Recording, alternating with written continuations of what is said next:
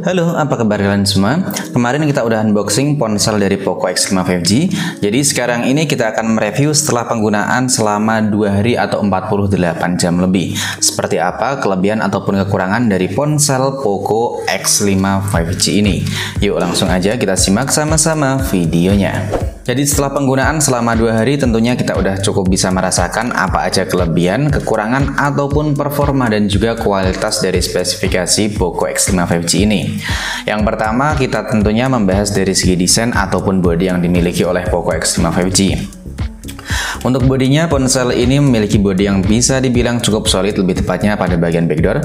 Ya cuman di sini kayak ada sedikit kopong ngeper-ngepernya, tapi ya nggak terlalu kopong-kopong banget. Bagi saya ini udah terasa solid dibanding ponsel 3 jutaan yang udah kita review sebelumnya. Dan ponsel yang kita review di video kali ini adalah Poco X5 5G untuk varian terendah atau 6/128GB. Nah, untuk file genggaman ponsel ini tentunya nyaman banget karena nggak terlalu tebal dan juga nggak terlalu berat-berat banget di tangan. Jadi kalau kita pakai buat keseharian tentunya ponsel ini masih enak banget dipakai. Lalu untuk tampilan depan menurut saya ponsel ini terlihat biasa aja untuk ponsel dengan harga 3,5 jutaan atau 4 jutaan rupiah untuk varian tertingginya ya. Kenapa saya bilangnya biasa aja? Yang pertama karena bezel atau dagunya ini masih terasa tebal banget untuk ponsel di rank harga 3,5 jutaan ke atas. Dan untuk layarnya sendiri tentu udah nyaman dan juga enak buat kita pakai. Karena untuk layarnya sendiri ponsel dari Poco X5 5G ini udah pakai panel AMOLED dengan ukuran yang nggak terlalu gede-gede banget di 6,67 in. Punya refresh rate tinggi hingga 120 Hz, kerapatan 395 pixel dan sudah diproteksi dengan Corning Gorilla Glass 3. Jadi kalau kita pakai buat multitasking tentunya udah mulus dan juga lancar banget karena ponsel ini udah punya refresh rate tinggi hingga 120 Hz. Cuman yang cukup saya sayangkan di sini nggak ada opsi otomatis ataupun 90 Hz. Jadi langsung lompat dari 60 Hz langsung ke 120 Hz. Ponsel ini juga tentunya bisa menghasilkan kualitas warna yang kelihatan bagus. Cuman untuk kualitas suaranya aja yang masih mono speaker. Lalu menurut saya untuk kualitas AMOLED yang dipakai dari Poco X5 5G ini terasa biasa aja. Sedangkan untuk pengoperasiannya ponsel ini pakai tampilan antarmuka dari Android versi 12 ya. Ponsel ini masih menggunakan Android versi 12. Jadi untuk update sistemnya itu cuma mendapatkan 2 kali update sistem pengoperasian Android ya. Dan nantinya Poco X5 5G tentu bisa merasakan pengoperasian Android versi 14. Dan selama saya pakai ini ponsel dengan MIUI versi 13, saya tuh jarang banget nemuin iklan. Paling ya munculnya kayak gini nih. Rekomendasi atau pemberitahuan dari Get Apps. Tapi sebenarnya ini bisa kalian matiin dengan cara masuk di bagian aplikasi Get Apps-nya.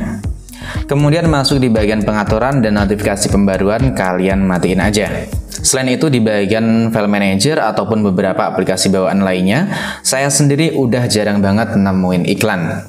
Karena ponsel ini bisa dibilang ponsel performa dari Poco di rentang harga 3,5 jutaan ke atas dengan chipset dari Qualcomm Snapdragon 695. Menurut saya chipset tersebut memang bisa dibilang powerful untuk kelas harga 3,5 jutaan. Ditambah lagi dengan adanya 2 varian memori penyimpanan, yaitu 6/128 yang kita review di video kali ini atau 8/256GB dengan jenis penyimpanan UFS 2.2 dan untuk skor Antutu yang dihasilkan dari Qualcomm Snapdragon 695 dengan varian terendah dari Poco X5 5G, ponsel ini mendapatkan skor Antutu di 3.906 ribuan poin. Dan ini menurut saya skor Antutunya udah terasa tinggi banget untuk ponsel di rentang harga 3 jutaan rupiah.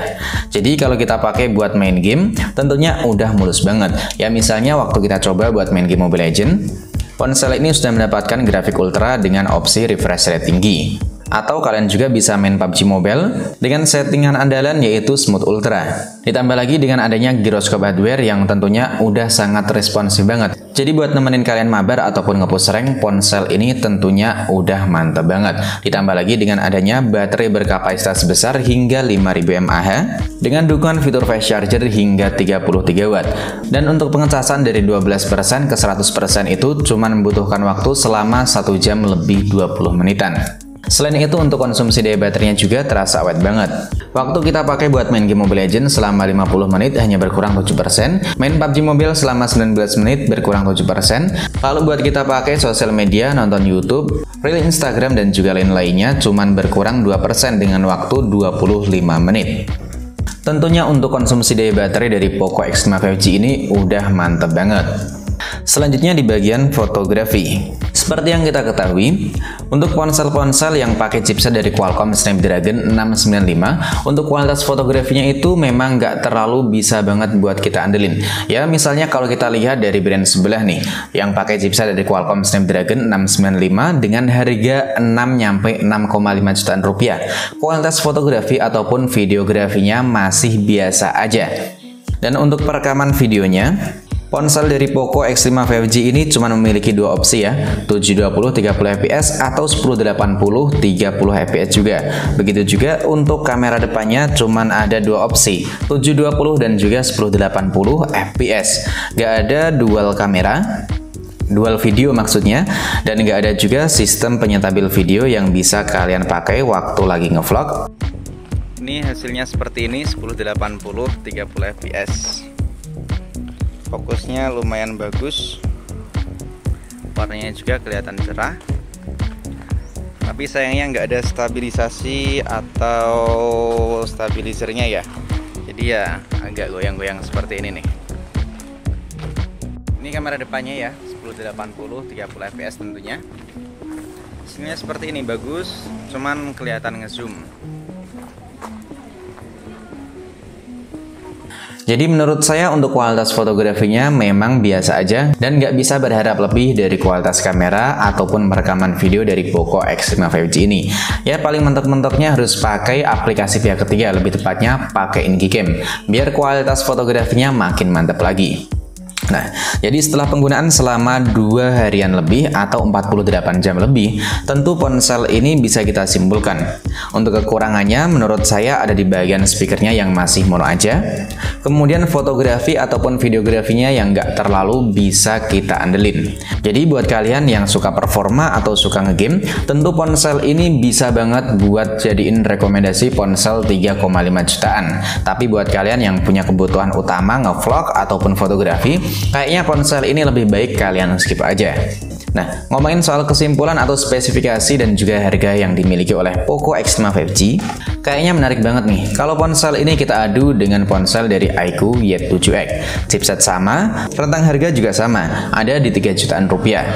Jadi jangan sampai ketinggalan video terbarunya untuk perbandingan dari Poco X5 5G versus iQOO Y7X ini. Tinggal kalian aktifin aja untuk notifikasinya, dan jangan lupa tinggalkan pendapat kalian di kolom komentar.